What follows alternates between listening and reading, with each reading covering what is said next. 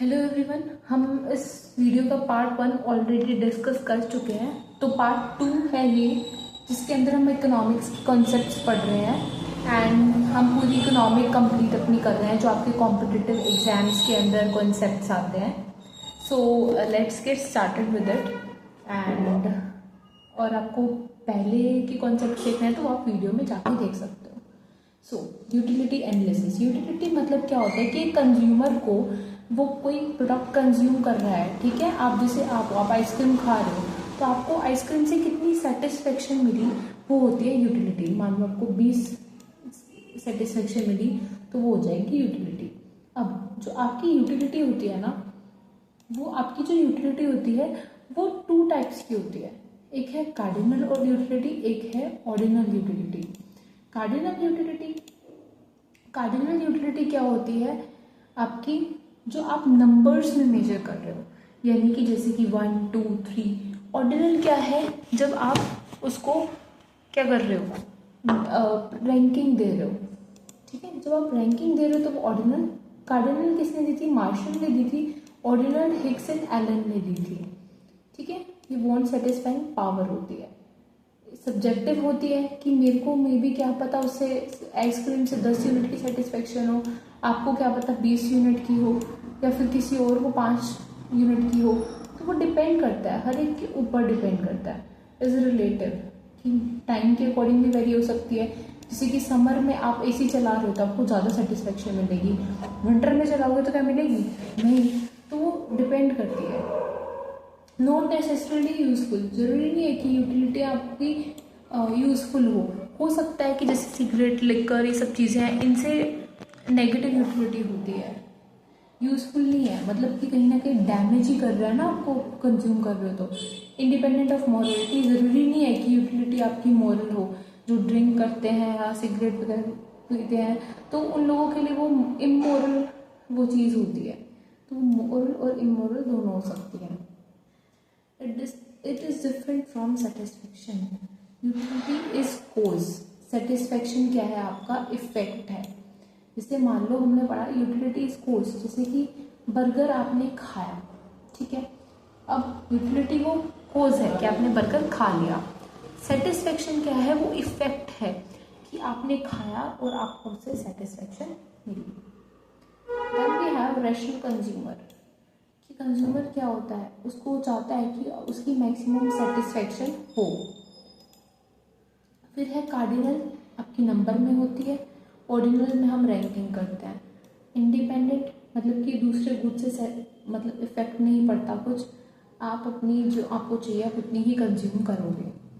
फिर है MUM, यहाँ पर कांस्टेंट होता है। ये हम अपनी वीडियोस में डिस्कस कर चुके हैं कि MUM कांस्टेंट क्यों होता है, क्या इसके पीछे रीज़न है।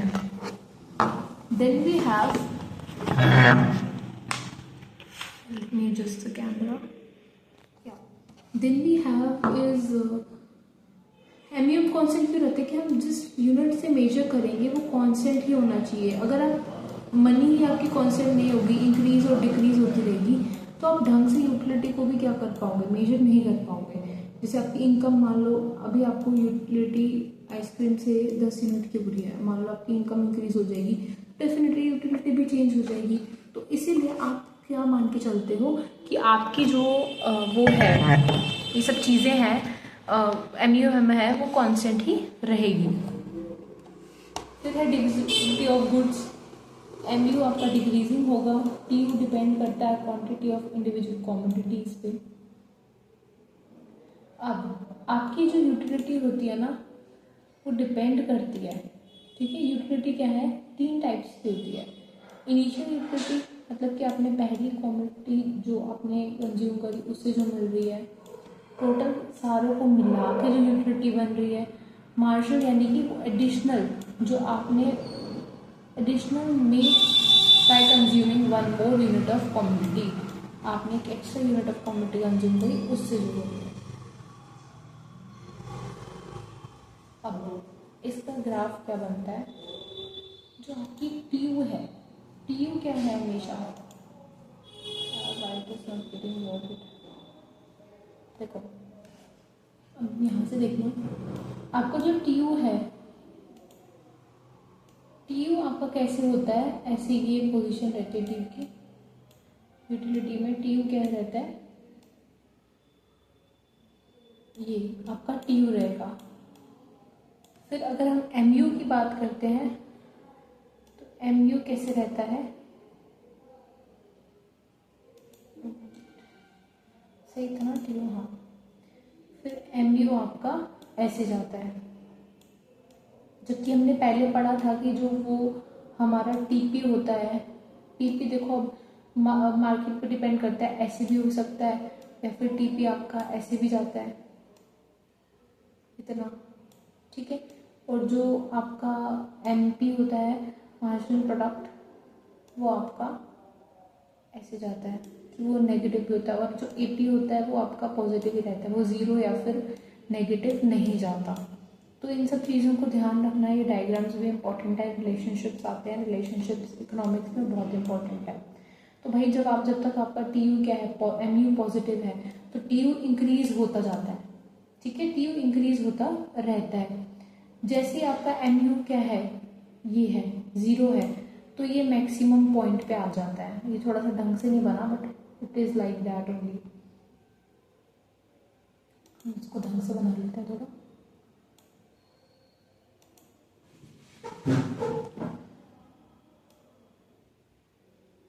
ऐसे लगा लो। फिर उसके बाद जब एम यू नेगेटिव हो गया ना, तब ये डिक्रीज होना स्टार्ट कर देगा, तब ये डिक्रीज ही होगा टी यू। क्यों? तो आपका इनका रिलेशनशिप क्या रहता है कि जब तक आप ये लिखोगे कि जब तक एम यू जो है वो पॉजिटिव है तब तक टी यू डिक्रीज हो रहा है, पर वो इंक्रीजिंग रेट से हो रहा है। जैसे ही इंक्रीज हो रहा है, किससे? इंक्रीजिंग रेट से। जैसे ही टी एम यू क्या है ज़ीरो हो जाता है, तो वो अपने मैक्सिमम पॉइंट पे पहुंच जाएगा, और जैसे ही एम यू क्या है नेगेटिव जा रहा है, तो टी यू क्या है डिक्रीज होना स्टार्ट कर देगा। तो ये रिलेशन आप याद रखना, it is really important for your exams, exam point of view. चाहे आप कॉम्पिटिटिव एग्जाम दे रहे हो, चाहे 11th-12th हैं, तो उसमें भी आपका ये कॉन्सेप्ट्स रहते हैं। देन भी यही हमारा रिलेशन था, हम रिलेशन डिस्कस कर चुके हैं, आपका इस हिसाब से नहीं है। देन अब कंज्यूमर सरप्लस क्या होता है? कंज्यूमर सरप्लस यानी कि जब आप देखो यहाँ पे ये है आपका प्राइस कांस्टेंट है, ठीक है, क्वांटिटी ये वाला डिमांड कर्व आपका ऐसे जा रहा है। जब डिमांड कर्व प्राइस वाले से मिल रहा है, ठीक है, और ये वाला जो पोर्शन है ना, ये कंज्यूमर सरप्लस है, कि यानी कि कंज्यूमर सरप्लस यानी कि आप ज़्यादा स्पेंड कर सकते थे, बट आपका प्राइस ही इतना कम था, तो आपने कम स्पेंड किया, तो ये वाला एरिया आपको कंज्यूमर सरप्लस हो जाएगा। और जो ये नीचे वाला एरिया होता है ना, देखो जब हमने ये डायग्राम ड्रॉ करा, प्राइस आपके जब कांस्टेंट थे, आपका डिमांड कर्व ऐसे गया, तो ये वाला एरिया तो आपका कंज्यूमर सरप्लस हो गया, कि भाई आपके पास पैसे ज़्यादा थे पर आपने उसको स्पेंड ही इतना कम किया, ठीक है, मतलब सॉरी, आप ज़्यादा स्पेंड कर सकते थे बट चीज़ थी इतनी कम की कि भाई आपको वो ज़्यादा पैसे लगे ही नहीं, तो वो आपका कंज्यूमर सरप्लस हो जाता है। और जो आपका ये वाला नीचे वाला एरिया है ना, जैसे कि हमने यहाँ पे ड्रॉ कर रखा था, ये वाला एरिया आपका क्या है? Producer surplus. प्रोड्यूसर का सरप्लस, ठीक है। प्रोड्यूसर सरप्लस क्या है कि प्रोड्यूसर क्या था, ज़्यादा उसको फायदा हो गया। सो दिस इज कि देखो जब प्राइस से नीचे बेच रहा है, वो जितना प्राइस था इससे नीचे बेच रहा है, तो ये प्रोड्यूसर का सरप्लस हो गया, रेड वाला पोर्शन। तो ये चीज़ हमारी हो गई। कंज्यूमर सरप्लस है तो डेफिनेटली कंज्यूमर को फायदा हो रहा है ना। यूटिलिटी हम पढ़ चुके हैं। अब यूटिलिटी के दो लॉ होते हैं, हम पहले कार्डिनल यूटिलिटी में अगर देखें तो दो होते हैं, एक है law of diminishing marginal utility, एक है इक्वी मार्जिनल यूटिलिटी, और थर्ड लॉ होता है कि scarcity is the pre condition. तो हमारा ये जो डिमिनिशिंग मार्जिनल यूटिलिटी है वो क्या होता है, क्या बोलता है कि M U is equal to P X, और इक्वी मार्जिनल यूटिलिटी क्या बोलता है कि एम यू किसके इक्वल है, पहला लो क्या है मार्जिनल यूटिलिटी, तो M U X is equal to P X, first law ये बोलता है। सेकेंड लो क्या बोलता है कि एम यू एक्स बाय में पी एक्स इक्वल है दूसरे वाले उससे एम यू वाई बाय में पी वाई और equal to M U M, कि आपका जो हमें मान के चलता है कि मार्जिनल यूटिलिटी ऑफ मनी हमारी क्या है, कांस्टेंट है। ये मैंने शॉर्ट्स में भी डाला है कि रीजन की क्यों कांस्टेंट रहती है, और हम पढ़ भी चुके हैं वैसे। फिर आता है law of diminishing marginal utility, ये गॉसन का फर्स्ट लॉ है। गॉसन के कुछ लॉज है। फर्स्ट लॉ था कि law of diminishing marginal utility, कि जैसे जैसे आप ज़्यादा कंज्यूम करोगे जो एम यू है वो क्या होता है, कम होता रहता है। मतलब कि जितने ज़्यादा आपने मैंगो खाए आपको उतना मैंगो से अब कम कम कम चाहिए होगा। जैसे हम अपनी लाइफ में देखते हैं कि जो चीज़ नहीं होती उसकी ज़्यादा कदर होती है, जब चीज़ मिल जाती है तो उसकी कदर कम हो जाती है। तो ये वही एम यू की बात चल रही है। अब एजम्पशंस के कार्डिनलिटी के कार्डिनल नंबर्स होंगे, एम यू एम कॉन्सेंट होगा, इंडिपेंडेंट कम्युनिटी होगी, कॉन्टीन्यूस कंजप्शन होगी। ठीक है, कॉन्टीन्यूसली आप कंज्यूम कर रहे हो। जैसे अगर आपने क्या करा, कॉन्टीन्यूसली कंज्यूम कर रहे हो कि अभी आप पानी पी रहे हो, वाटर पी रहे हो, तो अभी आप कॉन्टीन्यूसली ही वाटर पियोगे। ऐसा नहीं होगा कि आप मान लो पानी आपने पिया, अभी 1 गिलास पानी पिया, 2 गिलास पानी पिया, तीसरा गिलास पानी का पिया, चौथा गिलास पिया, आप अभी एक साथ करोगे। ऐसे नहीं कि आप 1 घंटे बाद वो पानी पी रहे हो। 1 घंटे बाद पानी पियोगे तो एम यू आपका डिक्रीज ही नहीं होगा, क्योंकि आपको तो फिर दोबारा हो सकता है सेटिस्फेक्शन मिले। पर एक साथ पियोगे तो 10 गिलास पीने से भाई आपका पेट फटने को हो जाएगा। ठीक है, तो ये कॉन्टिन्यूस कंजप्शन होनी चाहिए, जो कर रहे हो कॉन्टिन्यूस करो। इनकम और ये सब चीज़ें चेंज नहीं होंगी, टेस्ट एंड प्रेफरेंसेस भी चेंज नहीं होंगे। अब एक्सेप्शंस क्या हैं, किस किस चीज़ पे ये लॉ ऑफ मार्जिनल यूटिलिटी नहीं रखता। कुछ ऐसे लोग जो क्या है रेयर थिंग्स होती हैं, जो भाई उनका तो क्रेज ही अलग रहता है। शराबी होते हैं, उनको कितना भी वो कर लो उनकी सेटिस्फेक्शन खत्म नहीं होती। कोई अच्छी सी बुक है, पढ़ते रहो, कितने चैप्टर पढ़ लोगे बहुत सारे आप। जो ऐसे माइजर्स होते हैं, थिंग्स कलेक्ट करते हैं, जो बेसिकली जिनको होता है कि भाई मुझे उनके पास कितना पैसा आ जाए, उनके पास 1 कार हो, 2 कार हो, 10 कार भी इकट्ठी कर लेते हैं, उनको सेटिस्फेक्शन नहीं मिलती, उनको बस होता है। कई लोग ऐसे जिनको एंटीक थिंग्स इकट्ठे करने का शौक होता है, तो इन सब के लिए क्या होता है, मार्जिनल यूटिलिटी डिक्रीज नहीं होती, उनकी इंक्रीजिंग ही होती है। फिर है कॉजेज। अब मार्जिनल यूटिलिटी जो है हमने पढ़ा कि वो डिक्रीज होती है ना, एम यू, क्योंकि हम मतलब क्या कर रहे होते हैं, हमको कंजम्पशन कर रहे हैं, उसकी वजह से वो हो गई, सेटिस्फेक्शन आपकी कम हो गई। तो कॉजेज क्या है अब इस चीज़ के, सबसे पहले इम्परफेक्ट सब्स्टिट्यूट, कि कहीं ना कहीं दूसरे सब्स्टिट्यूट होते हैं तभी तो सेटिस्फेक्शन कम हो रही है ना। अगर टी है, मुझे पता है कि मैं टी ले रही हूँ, तो टी की जगह कॉफ़ी भी तो है ना, कॉफ़ी भी कंज्यूम कर सकते हो आप, तो इस वजह से कम होती है। फिर दूसरा स्टेबिलिटी ऑफ पर्टिकुलर बॉन्ड्स, कि एक टाइम पे यार आप स्टेबल हो जाते हो, बार बार आप सेम चीज़ को नहीं कर सकते, ये ह्यूमन नेचर है। फिर आता है सेकेंड लॉ क्या कहता है, law of equi marginal utility. Equi marginal utility क्या है, लॉ ऑफ सब्स्टिट्यूशंस या फिर लॉ ऑफ इकोनॉमिक्स। मतलब क्या बोलता है कि जो लास्ट रुपी है ना वो आप spend on each unity, yield them equal M U in order to get maximum satisfaction. जो लास्ट पैसा आप अपना स्पेंड कर रहे हो वो आपको इक्वल सेटिस्फेक्शन दे रहा है, ये लोग वो कहता है। कंज्यूमर क्या करता है, अपनी लिमिटेड इनकम को इस तरीके से स्पेंड करता है कि वो जो आखिरी रुपया उसने स्पेंड किया उसको उतनी ही सेटिस्फेक्शन दे रहा है जितना उसने पहला अपना स्पेंड किया था। ये इसका फॉर्मूला है। फर्स्ट लॉ का फॉर्मूला क्या था, एम यू एक्स बाय में पी एक्स। एजम्पशंस हो गई, इसकी भी एजम्पशन वही है कि कार्डिनल यूटिलिटी है, रैशनल होगा, कोई चेंज नहीं होगा in the price of good and services. ठीक है, प्राइस में चेंज नहीं होगा क्योंकि मनी भी तो एम यू एम भी हमारा कांस्टेंट है। परफेक्ट नॉलेज है कंज्यूमर्स को, वो चाहते हैं कि मैक्सिमम सेटिस्फेक्शन लें, सब्स्टिट्यूट्स भी हैं और डिमिनिशिंग मार्जिनलिटी लॉ यहाँ पे ऑपरेट करता है।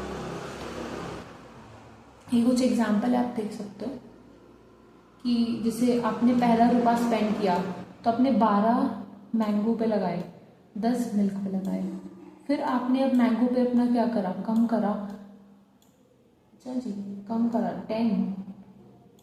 फिर आपने यहाँ पर 8, फिर यहाँ पर 8 स्पेंड करे, फिर यहाँ पे कम हो गए।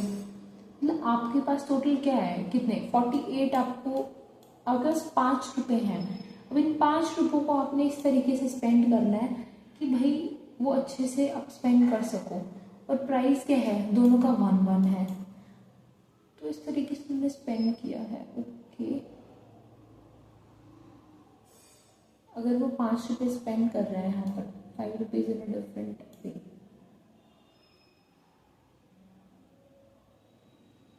प्राइस इज 1 रुपये पर केजी। ओके,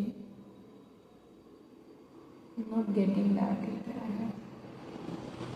अगर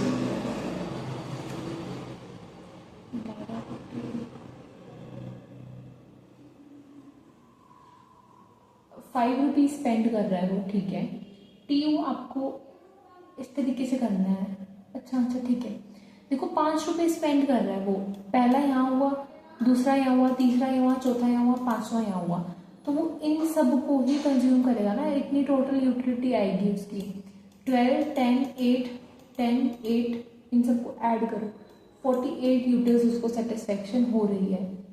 अगर वो कहते हैं यही वो 5 रुपये अगर वो दूसरे वे से यूज करे, मतलब किसी और टाइप से वो कंज्यूम करे, तो क्या है, जैसे मान लो 12, 10, 8, 6, 10, यहाँ इस पे स्पेंड, मतलब इतनी ऐसे करके यहाँ से ये वाले ज़्यादा कंज्यूम करें और ये वाले 2 कंज्यूम करें, तो आपकी सेटिस्फेक्शन 46 है। सो मैक्सिमम सेटिस्फेक्शन क्या है इस केस में है, जब आप मैंगो ज़्यादा कंज्यूम कर रहे हो। So no other income distribution give him more satisfaction.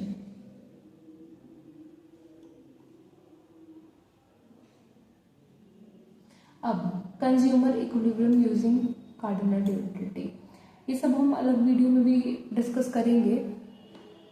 But consumer equilibrium क्या है, कंज्यूमर इक्विलिब्रियम क्या है कि जिस ऐसा पॉइंट जिस पे कंज्यूमर क्या है, सेटिस्फाई हो रहा है। अब जब हमारा देखो, जब आपका क्या है यहाँ पर, अरे यार व्हाट इज हैपनिंग,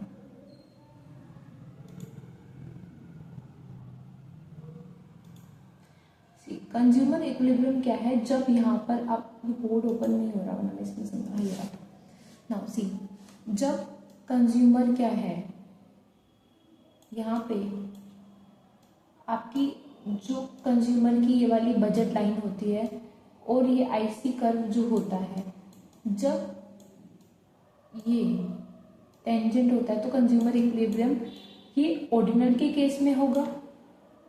जो भी हम आगे पढ़ेंगे कि ऑर्डिनल का मतलब क्या होता है, जब आप क्या कर रहे हो, रैंकिंग देते हो। कार्डिनल में हम क्या देते हैं, कार्डिनल में हम क्या करते हैं, हम नंबर्स देते हैं। व्हाट इज हैपनिंग यार,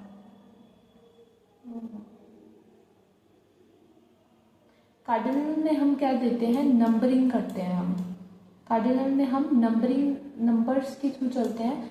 ऑर्डिनल में हम रैंकिंग देते हैं। तो कार्डिनल, ऑर्डिनल में आपकी इक्विलिब्रियम कब होगा, जब बजट लाइन ऐसी होगी और आईसी हमारा कन्वेक्स होगा। तो ये यहाँ पर क्या है, आपका इक्विलिब्रियम का पॉइंट है, ये वाला, ये आपका पॉइंट ई है, ये पॉइंट ऑफ कंज्यूमर इक्विलिब्रियम है। अब ऑर्डिनल में कैसे होगा, ऑर्डिनल में इसने क्या बोला, कंज्यूमर की मैक्सिमम सेटिस्फेक्शन कब होगी, जब वो अपना जो खर्चा कर रहा है उसमें कोई चेंजेस नहीं करना चाहता। मतलब उसकी लिमिटेड इनकम है पर उसमें कोई वो चेंज नहीं करना चाहता, उसको उसी तरीके से वो खर्चा करना चाहता है।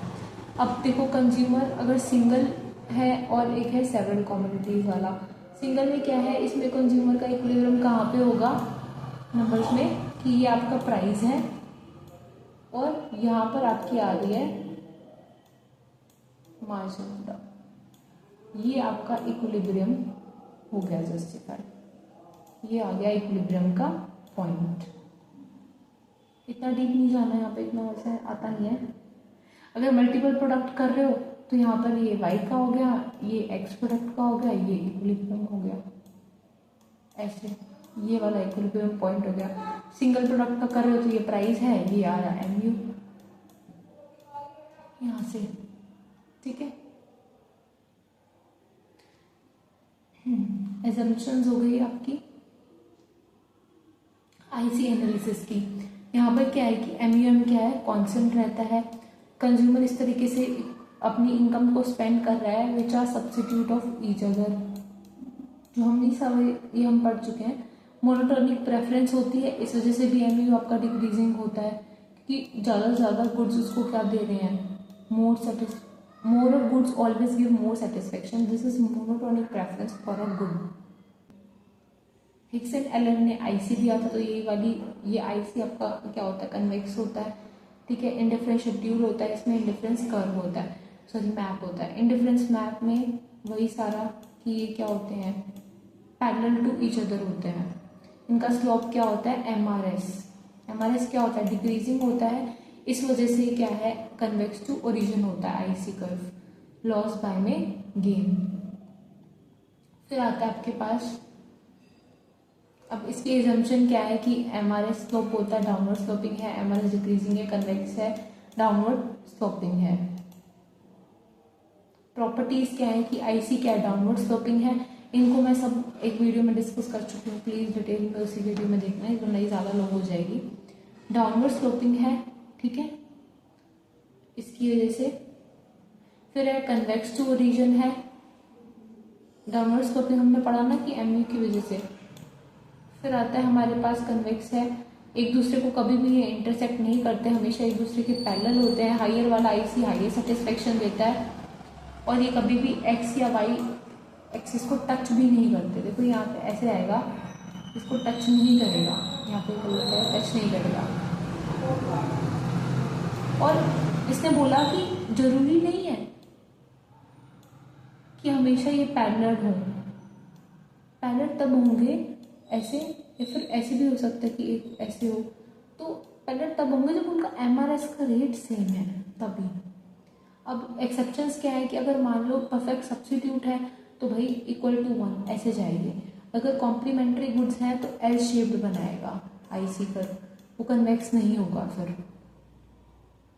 फिर हमारी कि आईसी कर्व ने क्या करा था कि जो कार्डिनल की लिमिटेशंस थी उसको पूरा करा था, पर इसमें भी कुछ लिमिटेशंस हैं कि अनरियलिस्टिक एजम्पशंस हैं इसके अंदर, कि कंप्लीट नॉलेज ऑफ कंज्यूमर नहीं देता। ये आईसी कॉम्प्लेक्स हो जाता है कि बहुत सारी चीज़ें इसके अंदर फिर ऐसी आ जाती हैं जो आप नहीं जस्टिफाई कर पाते, ठीक है। ये old wine in the new bottle है, ये एमयू एमआरएस को दे तो दिया, नाम पर ये वही एमयू वाली बातें ही कर रहा है कि एमआरएस भी डिक्रीजिंग होता है तो एमयू भी तो डिक्रीजिंग ही होता है, सेम बात कह रहा है, बस नाम चेंज कर दिए, ठीक है। उसके बाद इमेजनरी है बहुत सारी इसमें चीज़ें, कॉम्बिनेशन आप बिठा लो तो कि ऐसे होगा ऐसे होगा। हम जैसे पढ़ा था कि आईसी में क्या होते हैं, एक आईसी जो है, आईसी में क्या होता है, यहाँ पर आपके 2 पॉइंट्स जब हम देखते हैं, देखो आईसी क्या है कि ऐसे कन्वेक्स होता है, तो आईसी के यहाँ पर जो पॉइंट है, यहाँ पर जो पॉइंट है, देखो हमने ऐसे पढ़ा ना कि आईसी ऐसे, यहाँ पर जो पॉइंट है, यहाँ पे जो कॉम्बिनेशंस हैं, ये सारे कॉम्बिनेशंस आपको क्या दे रहे हैं, इक्वल सेटिस्फेक्शन दे रहे हैं।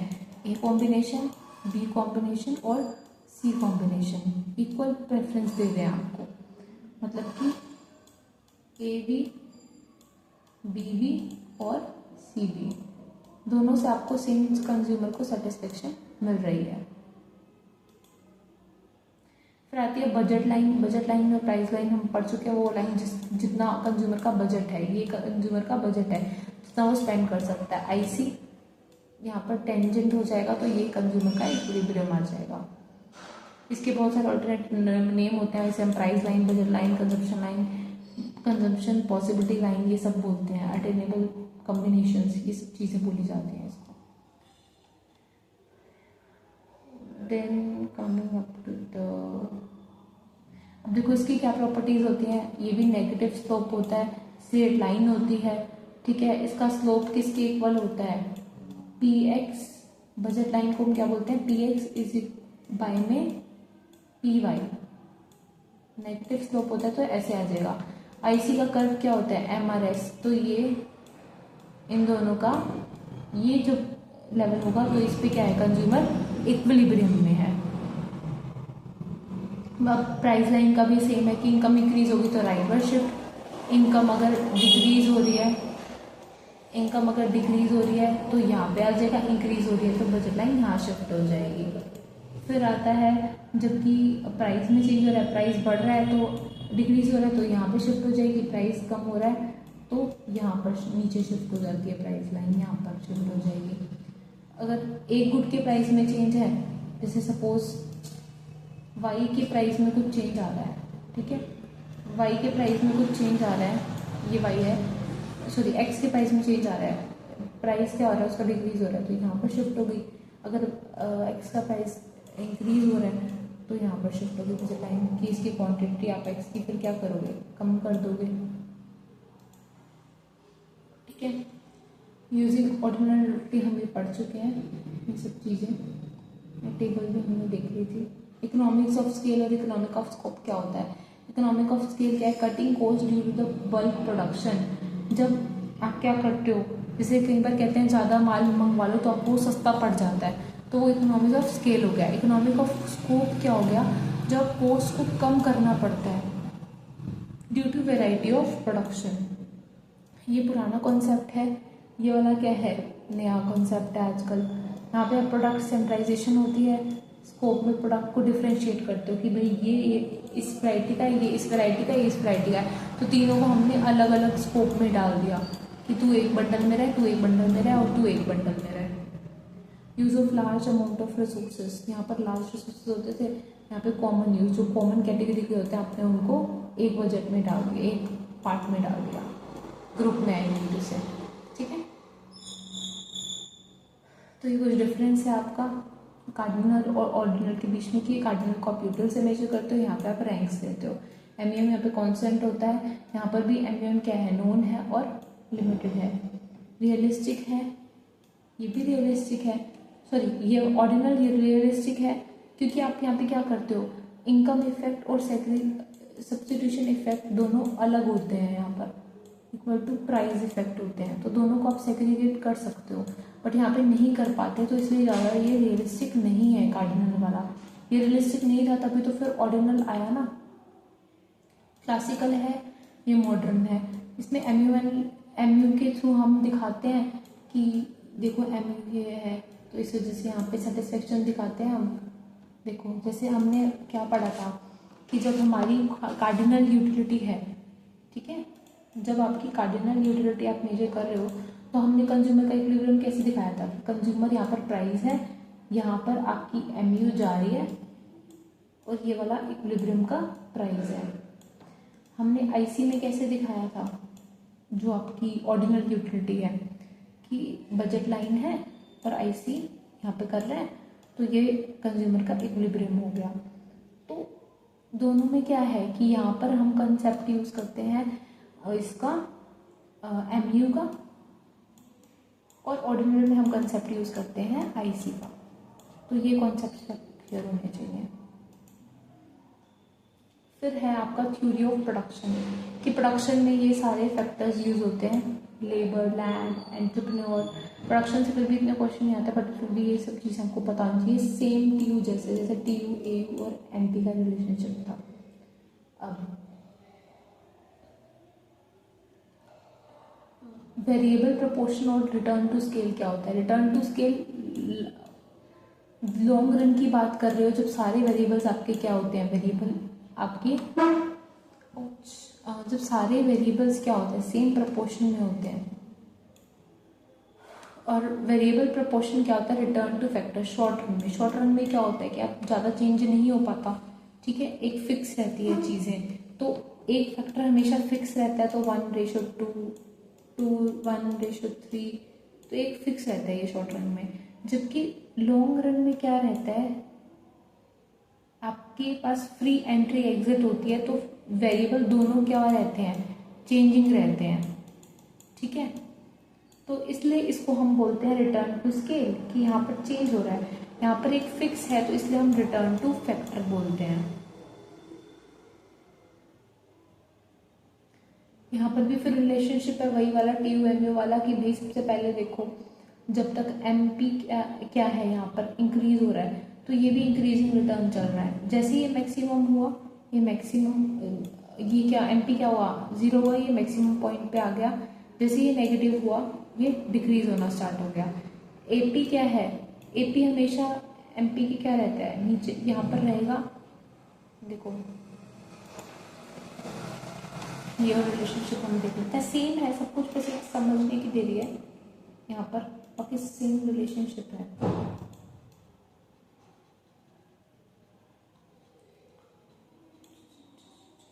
देखो